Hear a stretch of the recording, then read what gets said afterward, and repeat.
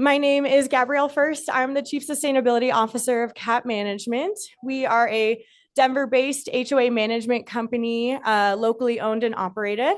And we're happy to put on this event that's all about the upcoming new ordinance that the city passed, or rather the voters passed, the Universal Recycling and Composting Ordinance, which will be rolled out and start to be enforced later this year. We have some folks from the city who are going to talk about the experience with the ordinance itself. And then I'll go in and talk about some HOAs that we manage that have really spearheaded the compost process at their HOAs. But first, before we get started, I wanted to call out CASR, Climate Action, Sustainability, and Resiliency Office for the City of Denver. And then our lovely vendor sponsors. So in the last hour of this, from 5 to 6, you'll have the ability to go around and meet all of the vendors we have: 5280 Waste, Scraps, Summit Waste and Recycling, Waste Management, and Apex Waste Solutions. So you'll have the chance to talk to them and get the conversation started about any contracts you might need in place. I also wanted to shout out our catering is from Our Bazaar. They're a mission-driven catering company, and they specifically employ immigrant and refugee folks and that are trying to start their catering businesses, their food businesses, and they give them sort of a little incubator to get started. So that's where all the lovely food is from, and I encourage you to check them out. And then last but not least, here we are at the Alliance Center. Thank you for hosting us, all of the lovely staff here. This is also a mission-driven nonprofit that has co-working spaces up above us, people from all different companies, nonprofits, climate action folks, all different kinds of issues that they're working on tackling in this building. So I encourage you to take a look at them online after you're done here too.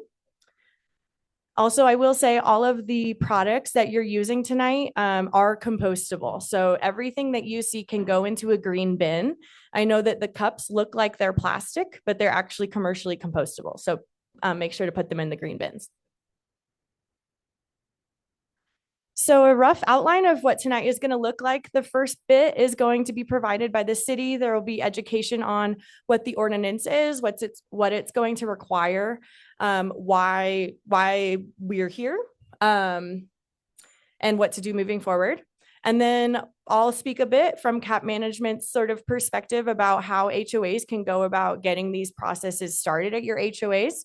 And we have 2 actual HOAs that have already gotten started on compost programs to some degree. And so we'll highlight those as well so you can see it really in action. And then the final hour will be the meet and greet session, and it will be cocktail style. So feel free to grab food, some beverages, and chat with our vendors and see what collaboration you can make. And I will say, so this session is meant to really start the conversation around the ordinance. I don't expect any of you in here to leave with a fully fleshed out plan of what your compost and recycling services are going to look like. As we'll dive into, every HOA is unique and every process is going to look different. But I wanted to provide this early on in the year so that you can feel prepared finishing out 2026, feeling prepared for 2027 with a compost and recycling plan. And without further ado, I'll pass it over to the city's Climate Action, Sustainability, and Resiliency Department. Thank you, Gabrielle. Thanks everyone for being here. My name is Kelsey DeFrancha. I'm with Denver's Office of Climate Action, Sustainability, and Resiliency. And we are one of several Denver offices that are involved in the implementation of Denver's Universal Recycling and Composting Ordinance, which some of you might be familiar with as Waste No More. For those who are not familiar with it, I am going to start out with a really high-level ordinance summary, and then we'll talk about the origin of the ordinance and the steps that we've taken up until now, and then we'll talk about the specific requirements, what they mean for all of you, and finally, we'll talk about next steps and the resources we are developing and current resources we can offer. So at the very highest level, as of September 1st of this year, Denver's Universal Recycling and Composting Ordinance requires recycling and composting services for multifamily residential buildings, food businesses, and permitted events, and recycling for non-residential buildings and permitted construction and demolition projects. have these 5 buckets here broken out because of the different requirements and also because different agencies are involved in the implementation of different sections of the ordinance. So this ordinance came about through a community-written, community-led ballot measure called Waste No More. And it was passed by 70% of Denver voters in November of 2022. It came about for a number of reasons, but historically, Colorado's rate of diverting waste from the landfill, so diverting waste to recycling or composting facilities, has been quite low. It's about half of the national average. And although Denver's waste diversion rate is slightly higher than Colorado's, it's still lower when we look at other cities in Colorado like Boulder and Fort Collins or other cities across the country. And Denver has never had a citywide recycling and composting ordinance until Waste No More was passed. So this is really exciting. This is new. We're really excited to start implementing it. So because this was a community written ballot measure, we had to go through an ordinance revision process. And this is really common when an ordinance starts from the community. We have to make sure that it is in alignment with our existing city codes and processes, make sure that the correct departments are named in the ordinance, and make sure that the requirements are feasible. This is a big ordinance. It covers there are, I think, 11,000 buildings in the city and thousands of restaurants and permanent events and permitted construction demolition activities. So it took a little while for us to undertake this ordinance revision process. But so ordinance passed in November of 2022. In 2023, a Waste No More task force was convened. There were various members of various stakeholder groups, including commercial buildings, multifamily residential buildings, event organizers, city council members, et cetera. And the goal of this group was to assist the city in clarifying the requirements, the implementation, and the enforcement of the ordinance. And this group ultimately came up with 14 recommendations for modifications. We then took those recommendations. 8 city agencies convened regularly in 2024. This says 8 plus because we also consulted a lot of other agencies across the city, but 8 of us met regularly. In order to develop an updated draft ordinance that addressed all of the task force's recommendations, but also making sure that businesses and buildings and other parties would have the support necessary to meet the requirements, and that we could have an enforcement plan that was realistic and achievable based off of our staff, administrative roles and resources. And also all the while making sure that we are fulfilling the original purpose of the ordinance and increasing waste diversion in Denver and in Colorado. So last year, we gathered feedback on that draft from task force members, stakeholders, the mayor's office, city council, and we developed another revised, updated ordinance, which was ultimately passed by City Council in September of last year. So that is the ordinance language that we have today. These updates clarify the requirements, the applicability, and also the enforcing agencies. And you'll remember those 5 buckets that I talked about before, those 5 categories, and you'll see here the enforcing agencies. So for multifamily residential buildings, the agency that's going to be implementing and enforcing that section of the ordinance is going to be our licensing department. It used to be called excise and licensing, now licensing and consumer protection. But you can also see that our Department of Public Health and Environment, our Climate Action Office, the Office of Special Events, Parks and Rec, Department of Transportation, and Community Planning and Development. All of these agencies are involved in the implementation and enforcement of this ordinance. And so after updates passed in September, we formed an interdepartmental structure to really coordinate our efforts across all of these different agencies. And now here we are today in 2026. So this first, I'm going to go into detail on these a little bit more here in just a moment, but just briefly, right now we are working on rules and regulations. For those of you who are not familiar, An ordinance gives you kind of the high level requirements, what you need to comply with. And then the rules and regulations really go into details about how you comply, how you prove that compliance. And so that's what we're writing right now. This is a public process. Again, I'll provide some more information in case you're interested in participating. But right now, that's where we're at, is developing rules and regulations. We are also developing educational materials, including signage and some other one-pagers, developing compliance platforms, and doing all of this ahead of our September 1st, 2026 enforcement date. So, what do requirements mean for you? There's a lot of info on this slide, so we're going to go through it slowly.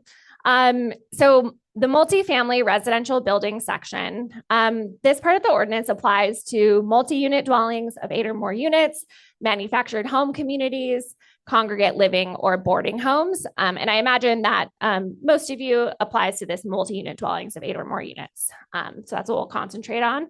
The responsible party is ultimately the building owner, but if there is an association, then the association becomes the responsible party. And what the responsible party needs to do is provide recycling and composting services at the building, provide adequate and convenient collection containers, and post appropriate signage and provide waste sorting education. And you'll see this asterisk here on the summary of requirements. So this is what I'm talking about of the difference between the ordinance and the rules and regs that are still being developed, is that the ordinance language says adequate and convenient, but again, what do we mean by adequate and convenient?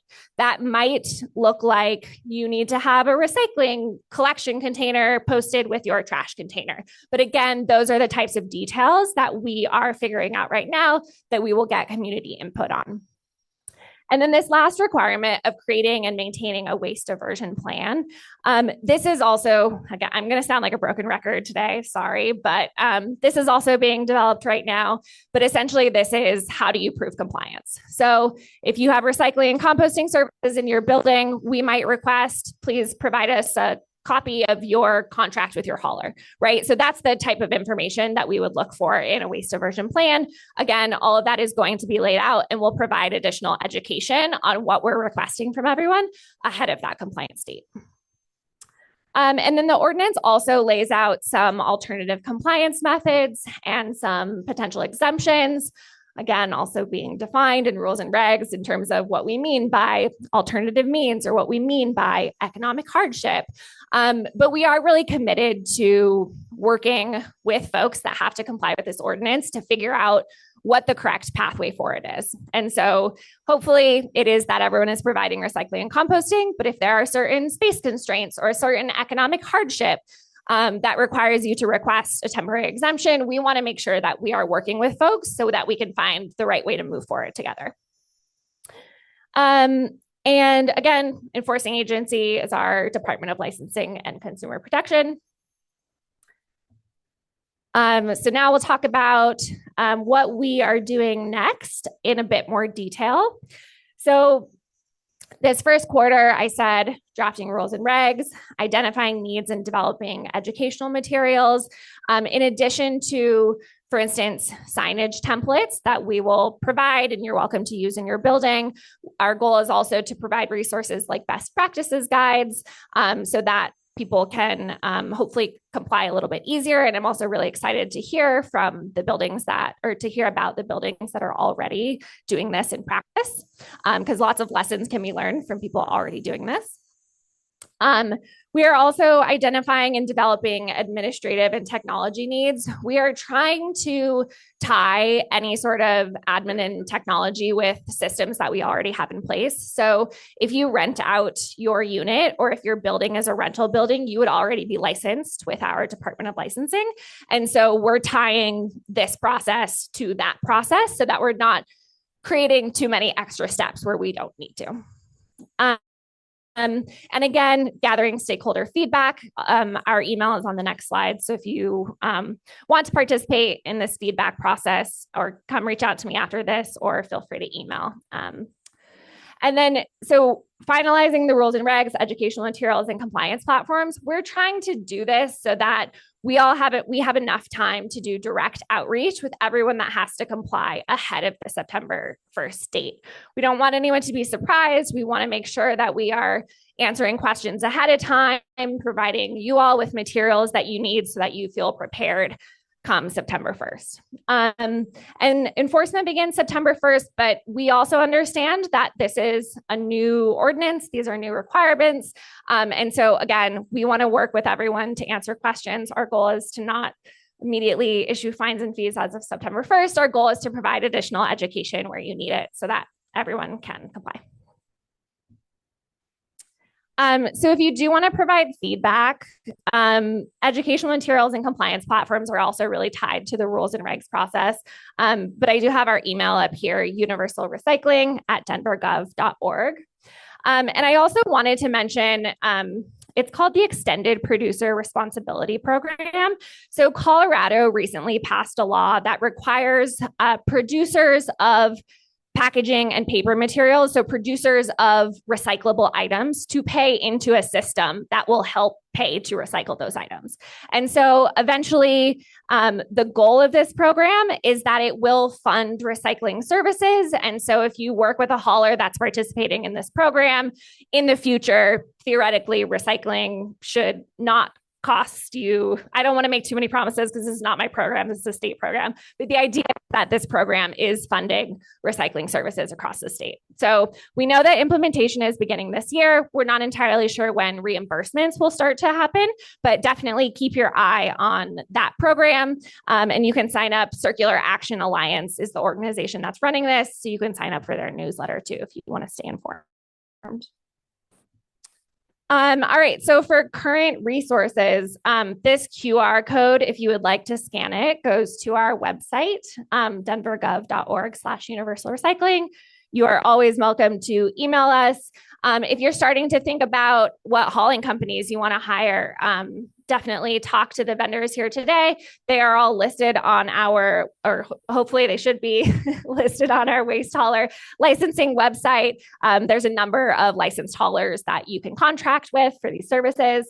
And also just wanting to let you know that the city is going through a hiring process right now, hiring a Universal Recycling Program manager so that we do have a dedicated staff person to provide additional support to folks, as much as we possibly can with 11,000 buildings and yeah. And then, so some of the current resources we've developed already is that we have audience specific fact sheets. You can also scan this to get to the audience specific fact sheets. We have them in English, Spanish, and Vietnamese. And so in addition to a fact sheet for multifamily residential buildings, which again summarizes the compliance state and the applicability and the requirements. There are also fact sheets for permanent events and non-residential buildings and food businesses, in case you're interested. And that's all I have. So happy to answer questions later. All right. Thank you so much, Kelsey, for giving that presentation. I wanted to say there are going to be Post-it notes. There's a basket of Post-it notes and pens being passed around right now. We are going to hold questions until after this next education portion.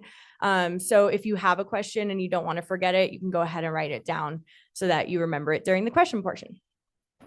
All right. So as I said before, my name is Gabrielle First. I'm the Chief Sustainability Officer at CAP Management. And I wanted to put this on so that our HOAs are aware of what's coming down the pike and you guys feel prepared to comply when the time comes. So a couple of things I wanted to point out. So adoption and accuracy. So the ordinance itself will not require a certain percentage that your building composts. It will not go through your waste and make sure that X amount is composted and that, you know, X amount is recycled. It only requires that you offer it to your building residents. However, from my seat at the table, and I think probably the city would agree with me, is we want 100% adoption. We want people to compost as much as possible. And especially because if the building is providing it, that means you're already paying for it. That means it'll be incorporated into your dues in the same way that your trash service currently is. You'll also be paying for recycling and composting. So if you're already paying for it, you should be using it. And so one of the big things I'll touch on in this is contamination. And that's the biggest way that it's the biggest way you can sort of violate composting rules, recycling rules. And you do typically, trash companies will charge the HOA if you do contaminate your stream. Some of you might already be familiar with this with recycling, but with composting, it's the same kind of thing. So it's really important that if you're members of your HOA, when you provide composting, we want it to be as accurate as possible. Before every presentation I give at our HOAs, I like to kind of zoom out and think about the why should we care about this. And maybe some of you guys will recognize this slide from my Energized Denver presentations. But if you live in Colorado, no doubt you are aware of the increasing amount of forest fires. Obviously, this year, not having snowpack nearly as much as typical. Our winter is not as cold as it typically is. And then there's also, being in an urban area, there's this phenomenon called the urban heat island effect, which means that heat is absorbed or re-emitted in a city way more than it is in rural areas. That's because of the pavement, the concrete, the cars. All of that does nothing to absorb the heat and instead pushes it back out into the atmosphere. So because of this, cities all over the country, all over the world, tend to be 5 to 10 degrees hotter than out in rural Colorado. And so we here in the city feel the effects of climate change a bit more acutely, and there's more of us. And so I really commend the city for making this ordinance happen, because composting is one of the easiest ways you as an average person can contribute to the climate fight. And I know cappers have seen this. I've talked about composting and recycling to our employees a lot. But the reason composting is so powerful is because these food scraps, organic material, what have you, typically you put them in a trash can. And that trash can is lined with a plastic trash bag, and it gets tied up and you throw it in the landfill. And what that means is that there is not enough oxygen for those organic materials to break down properly. Even though organic materials, as we know, can turn back into dirt, it can turn back into the earth. But when you put it in a landfill, everything gets smushed down. So there's not enough oxygen to facilitate that process. And what instead is released is methane. And methane is a really powerful greenhouse gas, much more powerful than carbon dioxide. And it doesn't last in the atmosphere for as long. So if we can figure out a way to stop methane at its source, we can immediately feel the impacts of, lower temperatures, that kind of thing. So when you're composting, you have oxygen. It's a very specific science. The reason that something doesn't just automatically compost when you throw it in the dirt is because there's a whole bunch of science behind it. It has to get to a certain degree. It has to be rotated a certain amount of times. It's very specific. But when you do it right, you get soil. You get this nutrient-rich soil. And then there's always a teeny tiny bit of CO2, carbon dioxide, that's released, but nowhere near the amount that methane would produce.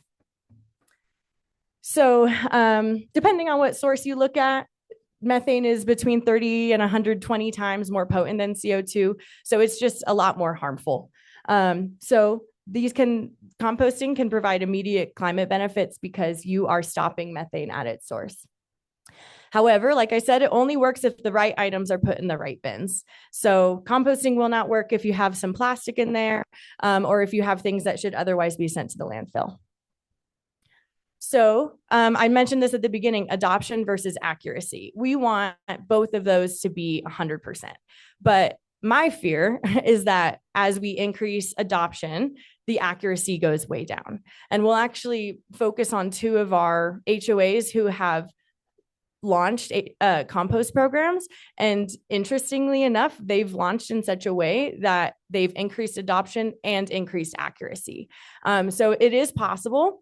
And we'll talk about them in a little bit. I realize these words are small here.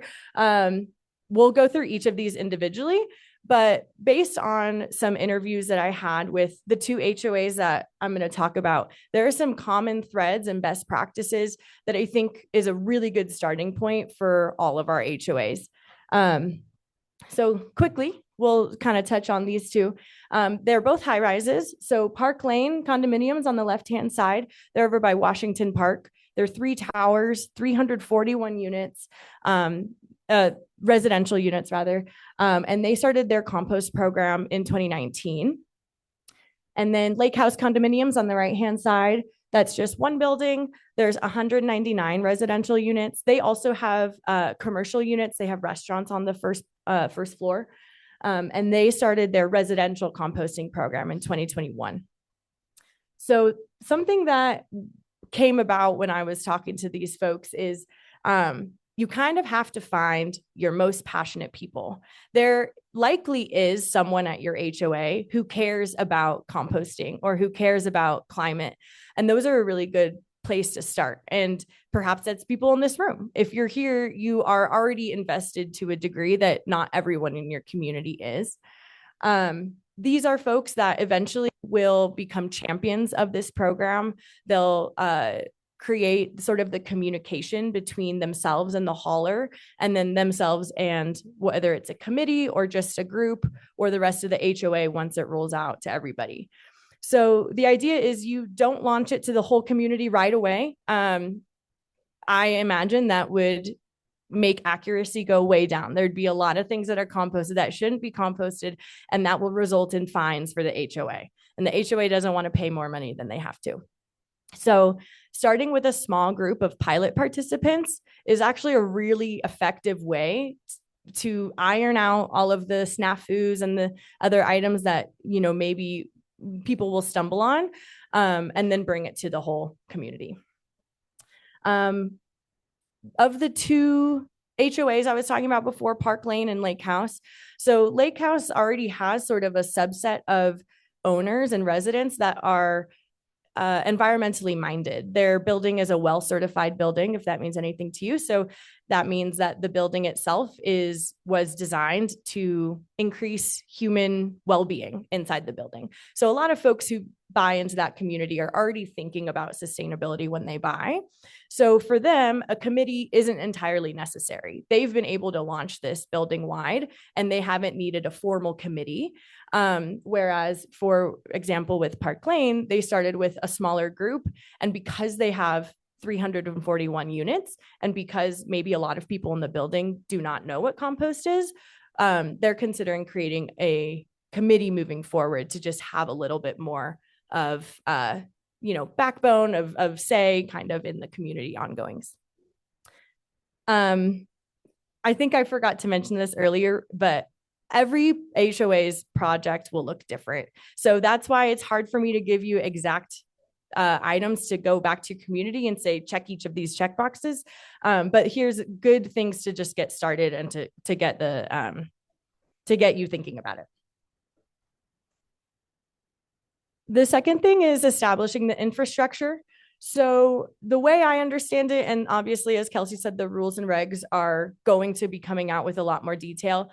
The way that I am talking about it now is that composting and recycling must be just as easy as trash. It must be just as easy for you to throw your trash bag in a landfill bin versus a recycling bin or a composting bin.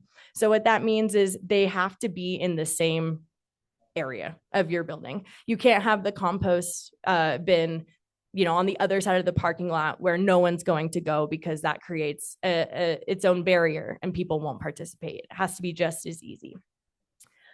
Something to keep in mind. So here's pictures of the trash room at Lake House. You can see they have them all in the same area. And you'll notice that the compost bin is much smaller than the other two trash bins. So it's not like it's going to take up a huge amount of space, but you do still have to make some space. And another thing to keep in mind is that as you increase the amount that you compost, you will decrease the amount that you throw in the landfill. And it might not be immediate. You might not be able to immediately reduce your landfill hauler size contract. But once people start adopting it and it gets a little bit more second nature, the idea is that hopefully you can spend less on hauling for trash, and because you'll be also paying for compost. something that came up with Park Lane's case study is collaborate with your hauler on how and where to put stuff, depending on the size of their truck. They need to be able to, go in and get easy access to whatever room that is. They'll be able to kind of help you organize and visualize what your system could look like. Step number 3 is communication. So this was a big thing that came up in both the Lake House and Park Lane case studies, is that there almost has to be at least one person that is the person that communicates with the hauler. A really excited committee member, one of your ambassadors, is probably the one that makes the most sense. But this is to help streamline questions about what is or is not compostable or recyclable. Based on your hauling service, you could have different items that are compostable and different items that are recyclable. So being able to ask your hauler directly what is compostable and recyclable makes a really big difference and helps you avoid contamination fees. The other thing is creating some sort of communication among all of you ambassadors. So a WhatsApp group chat or a Google group email, those are free to create. And sometimes folks use email over their mobile phone. So it really depends on what kind of demographic lives in your building and what they're more prone to using. And then that's where questions can be consolidated. And then the one person goes and asks the hauler. Number 4 kind of goes hand in hand with number 3, is understand and track what is acceptable to put in your compost bin, because no doubt if you have a question today about what's compostable, someone else is going to have that question in a month, in 6 months, in 8 months, especially when these the programs become open to the whole community, and maybe the whole community is not as invested in compost as you, and they won't know. So my recommendation is to create a running list. And something that they actually did at Lake House that was kind of interesting and super analog, does not need to be fancy. If someone had a question about what's compostable, there were sticky notes there. They would write on a sticky note and put it right by the trash bin, so that when scraps came and picked up the compost, they could write on the sticky note, yes or no. And then everyone who came to the compost bin could see that. So that's a super basic way to just get started, is write things down, put them up there, make sure everyone can see them. And then we can start making them a little bit more, professional. And the other thing too is each hauler and the city also will have guides of what is compostable. And that's one of the requirements of the ordinance, I believe, is that you have to have signage, because people have to have some idea. So in the bottom right-hand corner, and I'll send out all of this material so you can look more closely, but on the bottom right-hand corner, you'll see it's Scrap's personal diagram, where they have a whole bunch of different icons for what's compostable and what's not, what to put in the compost and what not to. Something that perhaps is worth considering. So both of these properties are really big properties that I'm referring to. They're both high rises. They do both have on-site staff. Something that came up is in the future, it might be a good idea to give your on-site staff at least a little bit of training, so that, because they're the person that people are going to go to when they have questions. They're the ones at the front desk. They're the ones at reception. So giving those folks the information they need to give correct information to the rest of the community is really helpful. And it doesn't have to be super in depth. It could just even be the same sheet that's hanging over at the compost bin. But just making sure that knowledge is accessible to employees as well. And then other common areas, maybe in the elevator, maybe in hallways. Every HOA has different governing documents. So depending on how they're written, just making the information widely accessible. This is something I just wanted to mention quickly is, like I said, each hauler can have different requirements for what is accepted. So here's an example, is that the city of Denver offers composting to single family homes and townhomes. So if you live in a townhome and you get your trash service from the city, you also get compost service from the city. The city had such bad contamination rates in their compost that they stopped allowing paper products in their trash. So now, or in their compost, excuse me. So now all you can compost with the city is food scraps. You can't compost, any of like coffee filters or other things, other paper products that are typically compostable.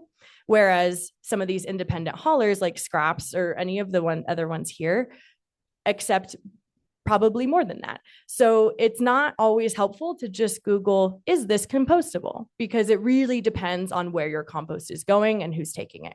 So I just want to point that out. Number 5, this is the second to last step, so we're almost at the end. Communicate to the wider community. Have some sort of, if maybe it's a committee, maybe it's these ambassadors that work really closely with some other committee. Maybe the ambassadors have some sort of report that they give to the board of directors every month to include in their monthly board meetings. It can look a lot of different ways, but it's really important to communicate out to the wider community how this is going, how many contamination fees have happened, why it's important to compost correctly so that you avoid those contamination fees. It also is a really helpful way for people to hear from other folks in their community what is going well, how does it work. Something that came up when I was speaking with Wei was, I think there's this big misconception that it's going to be super, super stinky. And even if your compost does get stinky, you can put baking soda on it. You could take it out more frequently, whatever it is, but it gives other owners the ability to share with each other. So this step is really crucial. And then something I will say too is most haulers, if there is contamination, they'll take a picture of it and they'll send it to you and you'll know exactly what it was that caused the contamination. So that can sometimes help hit home for HOA members even better, like seeing the actual thing that was not allowed. And then again, you guys are going to be paying for this. You might as well use it. And then the last step is expand the program. And then it becomes HOA wide, you grow a little bit more. Most hauling companies also provide at least one education session per year. So when you renew your contract, a lot of times you get one session where they'll come to the community and they'll talk about composting to the community. But I recommend more frequent education than that done by folks on your committee, the ambassadors, even just, in hallway chit chat, elevator chit chat. The more people hear about it, the less scary it will be. It does seem like, for people who have never composted before, it can be confusing, especially when I say that these cups that look like they're plastic are not and they're compostable. Like it can be confusing for people. So expand the number of ambassadors. Perhaps you have one per floor. Perhaps you have one per building. Some of your buildings are a lot smaller than these. Maybe there's 10 people in your HOA. And so it's a lot easier to get FaceTime with them. So just think about different ways you can incorporate it. One of the things that Lake House does is that they actually, in their dues, they also pay for compost bags. So they have compost bags at the dumpster so that people can throw away their compost bag from their kitchen and then grab a brand new one to go line their compost bin. So that can be another way to reduce barriers. Perhaps, there's a way where, who knows? There's so many different ways to do this. So thinking about ways you can reduce barriers for people is really helpful. And like I said, every HOA's program will look unique. The process will have trial and error. It will be maybe a little bit bumpy, which is why I recommend starting with a small group. I think a lot of you in this room, if you're in an HOA, you understand how contentious board meetings can be, or when things don't go according to plan. So not rolling this out to the whole community right away is really helpful. And enforcement for this won't start until September, like Kelsey said. So you have a little bit of time between now and then to really understand how your compost program could be rolled out to everybody, and help it make a lot more sense. And so Wei Shen here, if you just want to put your hand in the air, she's from Park Lane. She is their compost ambassador. I'm going to call you. And so she'll be here if you want to pick her brain. Do you have anything you want to add that didn't come up? I think not a whole lot. I think it is absolutely fantastic that CAP has a sustainability officer. I want to give them a big shout out. As Gabrielle said, we started in 2019. It is a pay-in program, and we've had between 45 to 50 people who pay each, well, once a year. And then the HOA serves as our single entity payer, which saves us money and them money. And the HOA pays, what we collect each year and pays our vendor scraps. I think one of the things that Gabrielle mentioned in her briefing was education is really important. I think the success of our program was that we started small. We had a pilot program for 6 months, and then it went into operation. And we've not had one single contamination. But that is also because I think the people who decided to pay are devoted composters, most of them. They composted when they lived in their home, this kind of thing, or they are really interested in helping the environment and compost as one of the things that they can do. And so I think education is really important. One of the things, and unfortunately, because, well, not unfortunately, as a result of Waste No More, we are having a committee now, whereas before we could manage it with 1 or 2 people. And I think the main job of the committee is to really encourage people to compost as well as to educate them. And what Gabrielle mentioned about having ambassadors in each building. We have 3 buildings. We thought about ambassadors in each building, maybe on each floor is a little too much at this point, but where people can go and ask somebody who has already composted, how do I do X? Or what's the most efficient way to do Y? This kind of thing. Also having a bulk buying of compostable kitchen bags, that kind of thing can help. We're thinking about, having a tryout period, and we talked about this with our vendor because our composting year goes through September, and the HOA Park Lane is probably going to start August 1st because that's our financial year, our fiscal year. And so we talked with our vendor Scraps about having 1 month where people who wanted to try composting and have never done it before, they will get 3 free bags and they can try composting, because not only the smell, but a lot of times, and especially if somebody lives by themselves, they say, well, I don't have enough to compost, it's not worth it. And when they try it out, they actually find that, yeah, they do have a lot that they can compost, especially if their composting vendor allows paper products such as tissues, allergy season, respiratory virus season, all that tissue can go into compost, paper towels, that kind of thing, cardboard, egg cartons, so that people having the option or opportunity to try out composting and see that, well, it's not such a big deal. It doesn't really smell. And whoa, it really has reduced the amount of trash that I am taking to the trash chute. And all of those things to give people an opportunity.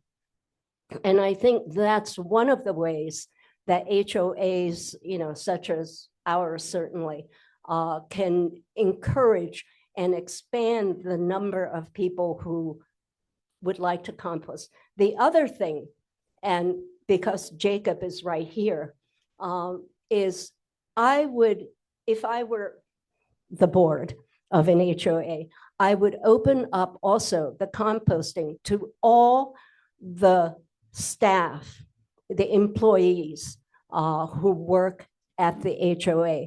That also gives them skin in the game, in a sense, in trying to keep things, make themselves knowledgeable, keep things from being contaminated and so on. Jacob and his wife, Ray, are one of our composters. And I want to give a shout out to them. And they bring their compost from where they live to, the HOA, but it's not such a big deal, right? Good. So yeah, that's about it, I think. Thank you. Compost. Thank you, Wei. Yeah, so if you want to come find her, I'm sure she would love to talk more compost in this meet and greet hour. Help yourself to some food. We're going to take some questions now. We're going to have Hannah walk around with the mic. If you have a question, feel free to raise your hand and we could bring the mic over to you, whether it's for me or for the city. Hi, this isn't a question. It's really a comment, and it's about the recycling. I'm in a 18 unit plus retail HOA, and we've had a lot of problems with contamination in the recycling. So one time when we had 2 pictures of what was wrong, I posted them in the elevator along with the Denver city rules on recycling. Those rules stayed there, but the next day the pictures were, and I said, we have to pay fines. And that got torn away. So that was my negative educational experience. However, a few weeks ago, there was a big piece of wooden furniture stuck in the recycling, put in the recycling bill dumpster before it wasn't picked up yet. So I took a picture of it, put it in the elevator and said, this must be removed or we'll have another fine. And yes, that picture was torn down, but the piece of furniture was moved. So I think if you have, don't get discouraged if some educational efforts lead to acting out. That's just human nature. Hello, thanks for hosting this. I'm the HOA president for a small building in Capitol Hill. We only have 8 units, so we just hit the requirement. But our recycling and trash dumpsters, both of which exist currently, are in the alley behind our building. And then adding something for composting is kind of why I'm here. But I'm also concerned about contamination. Our alley is very well traveled, and food is interesting. So I'm looking for ideas and suggestions to keep this convenient and accessible for everyone who lives in our building, but to also prevent contamination fees that we may not actually be the cause of. Yeah, something that Lake House had done for the first little bit of their program, because they also were concerned that people would be composting the wrong stuff, is they put a lock on the compost toter. They had a physical key that I guess that they used to be able to unlock it, but you could have it even just like a code, a 3-digit code on each of the dumpsters. Because you don't want to be paying for contamination you're not causing. That's what I would suggest. I don't know if Wei, you have anything or anyone has any suggestions. Yes. Yeah. Combination lock, it sounds like he represents one of the, he represents Apex Waste, so he knows his stuff. And you'll be able to meet him later. But yeah, combination locks, it sounds like, because then the hauler knows what the code is, all of your folks know what the code is, and you don't have to carry a physical key with you. This might be a question more for the city, but I'm also the president of a small building in Capitol Hill. We only have 11 units, and I'm wondering if there's any opportunity to compost on site ourselves and also use the compost on site? Because I've been composting for years on my own and just wonder if we have the space, are we able to do that instead of having a service do it? Thank you for the question. We are currently defining what we mean by complying by alternative means. So I certainly think that composting on site can definitely be one of those means, but that is something that we're working out in the rules and regulations process. So we'll hopefully have a more solid answer for you in the next few months. Can you just give us an estimate on how much compost bags cost?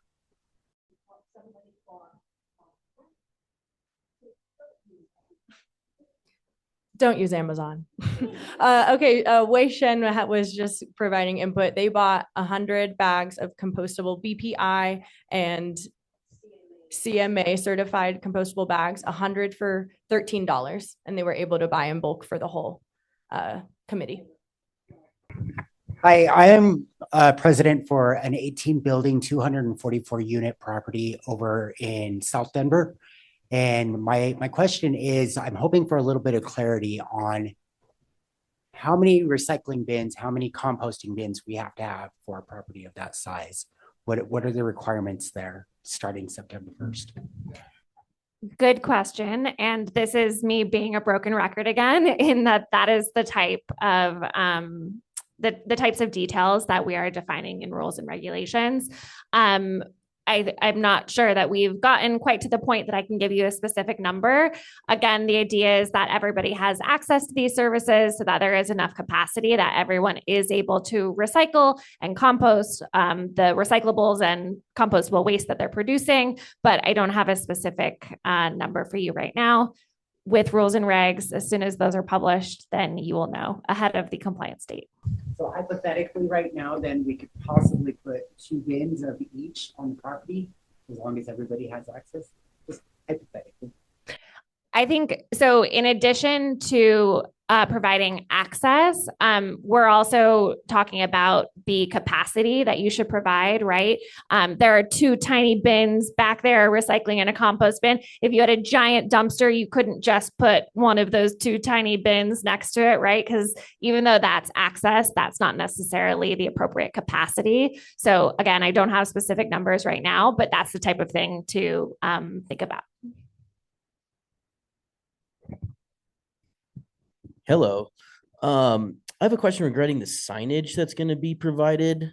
So the required signage that you're going to have in these buildings, are they going to be provided by the hauler or originally from the city in what is supposed to be composted? And then is each hauler then going to have to follow what the city is, or are they able to dissect what they want is allowed? Yeah, good question. So we are in rules and regulations. We will outline what signage needs to look like. We are going to develop templates that you are welcome to use, but you don't necessarily have to use.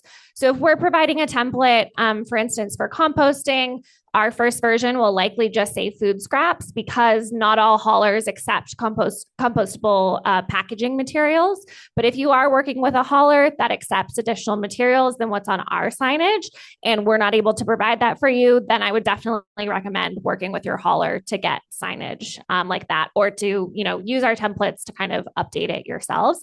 But again, we're going to have guidelines on what's going to be required. We're going to have templates that you're welcome to use, but you don't necessarily have to use what we provide.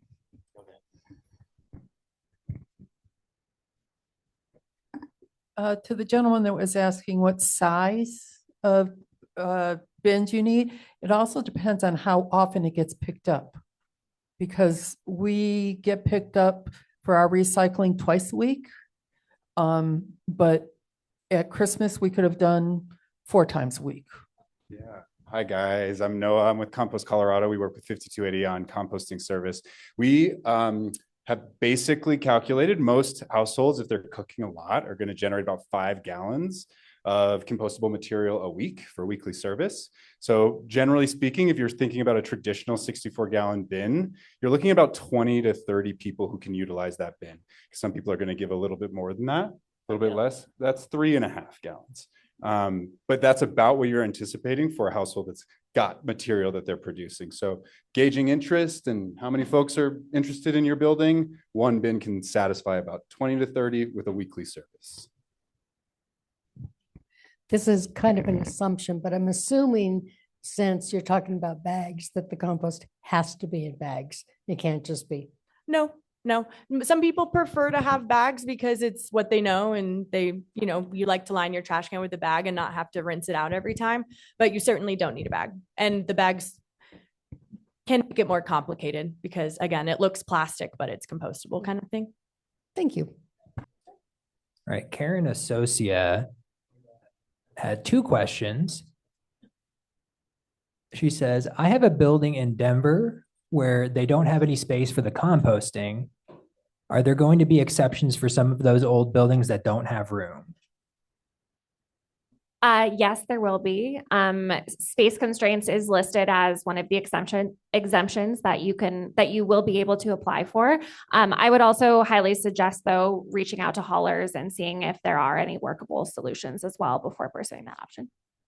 Her second question was, I have a community that makes their owners pay for their waste removal. Does this make the community exempt from this program? No. Question from Donna Marshall. Would CAP want to convene a working group that could work informally to implement these regulations at our individual units? Yeah, I mean, we're open to any kind of problem solving that helps our communities do this and avoid fines. Yeah, I've been doing similar kind of stuff with Energize Denver, just making sure that our communities know what's coming. And so I'd be happy to discuss sort of a more unified approach. Susan Wilson asked, can you provide a list of haulers that are there this evening? I think she means like on site here. Yeah, so after this, we'll be sending out the recording of this, the slideshows, and all of the different information that our vendors have provided. But for all of you to just be aware, it's 5280 Waste Solutions. They provide recycling, compost, and landfill trash. Scraps, they just do compost. Waste Management, they are offering compost now in addition to recycling and landfill. Apex Waste Solutions, they provide landfill, recycling, and compost. And then the last one is Summit Waste and Recycling. They'll also provide composting. So yes, I will provide all of the contact information for all those folks after this. And then you can also access a list of the haulers on the city's website. All right, that concludes the education. Feel free to get snacks and meet people. Thank you so much.